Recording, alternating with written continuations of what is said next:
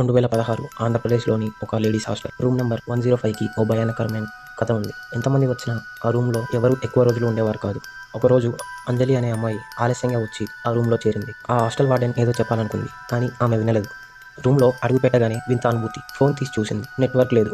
Phone table మీద పెట్టింది, అంతే. అకస్మాత్తుగా ఫోన్ స్క్రీన్ వెలిగింది. WhatsApp call, unknown number. Receive చేస్తే అవతల వైపు నుంచి ఓ పాతకాలపు జోలపాట మాత్రమే వినిపించింది. భయంతో ఫోన్ పెట్టేసింది. మళ్ళీ మెసేజ్ వచ్చింది, నువ్వు నా బెడ్ మీద ఎందుకు పడుకున్నావు? ఆమె చుట్టూ చూసింది. గది మూలన పాత తుప్పు పట్టిన ఓ ఐరన్ కాటేజ్ పడేసి ఉంది. మరో మెసేజ్, ఆ మూలన నా కాటేజ్ బెడ్ ఉంది, నువ్వు అక్కడ పడుకో. నువ్వు ఎవరు అని టైప్ చేసింది. జవాబుగా ఓ ఫోటో వచ్చింది, ఒక బ్లాక్ అండ్ వైట్ ఫోటో.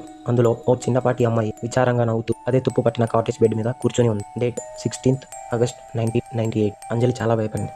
ఆమె చూస్తుండగానే ఆ పాత బెడ్ మీద ఫ్యాన్ నెమ్మదిగా తిరగడం మొదలైంది. ఎలక్ట్రిసిటీ లేకపోయినా పరిగెత్తుకుంటూ వార్డెన్ దగ్గరికి వెళ్ళింది. వార్డెన్ తలుపు తెరిచింది. వార్డెన్, ఏమైందమ్మా అని అడిగింది. అంజలి వెనక్కి తిరిగి చూసింది, ఎవరూ లేరు. కానీ వార్డెన్ ముఖం మారిపోయింది.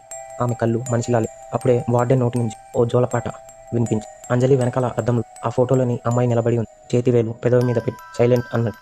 మరుసటి రోజు అంజలి హాస్టల్ వదిలి వెళ్ళిపోయింది. కానీ ఆ వార్డెన్ ఇప్పటికీ అదే హాస్టల్లో రూమ్ నెంబర్ 105 మాత్రం శాశ్వతంగా మూసేశారు.